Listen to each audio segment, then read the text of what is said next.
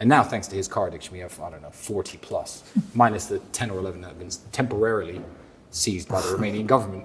But yeah, it introduced us, I guess, to the concept of pooling your resources and sharing. And you know what? He's 100% right. That is a lesson you can learn from the Indians, from the Pakistanis, because it's benefited us massively. And you guys live together here in this amazing compound. And Andrew said he foresees himself living with you the rest of his days. Yeah.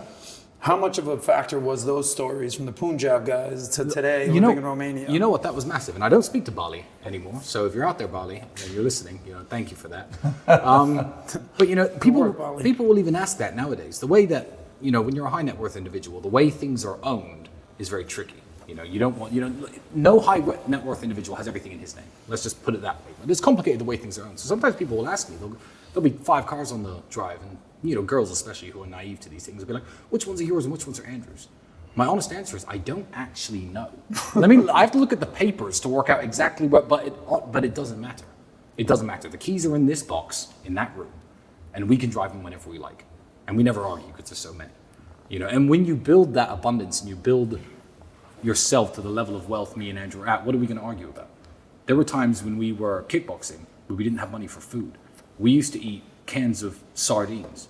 And there have been times splitting our last can over plain rice. Mm-hmm. So now people are like, it's weird that you share a house with your brother. I'm like, it's weird that you don't.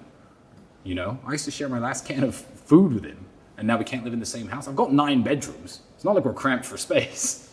And otherwise, we just live in 2 separate houses with 4.5 bedrooms each. And drive to each other's houses every day? It wouldn't make sense. There's got to be 100% trust for this to work. Oh, 100%. Which is what you guys have. But me and Andrew have a 100% trust. Very obvious. Yeah. Very obvious. Trust. So he gave you some love. What would you say about him? Like from your perspective, what strengths, who is Andrew to you, and maybe what are some strengths and things he does that the rest of the world doesn't see that you know? Andrew is the hardest working man I've ever met. Even with the lifestyle he lives now, and as fun as it looks, and it is fun, and all the fun shit we do is real. Even if we are in a luxury hotel in the south of France where you're paying $10,000 per room, Andrew will be up at 7 o'clock in that hotel gym. He'll message me at 8:30. I'll wake up next to God knows who.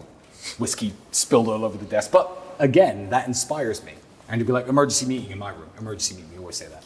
So I'll go to his room. So the whole world is what's the emergency meeting? And he'll bring up tiny issues with the business that, I could have slept on quite happily. But again, it's like me doing the exercise when he won't. It pushes me to be a better person. And Andrew will happily work 15, 16 hours a day and then go out and spend 4 or 5 hours having fun and blowing loads of money. It doesn't come from the sky.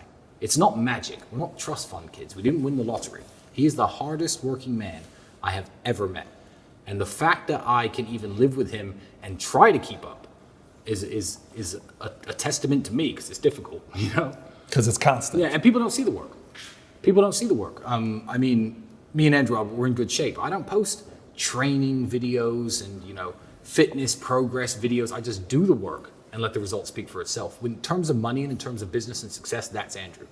Everyone's like, well, how does he have all this money? Maybe he's a criminal, So how does he have all this money? I know why he has all this money, because he's sitting right there at that desk at least 10 hours a day, even when we're not on house arrest. He'll be out in the evenings having his fun. And that's what we'll show to the world. This whole, hey, look at me, I'm at my laptop and I'm going to grind away for 6 hours. No one wants to see that on Instagram. No one wants to see that on social media. It's boring. They want to see you driving the Bugatti with a cigar in your mouth and a beautiful girl next to you. But that doesn't come without sitting at that desk for a good while first.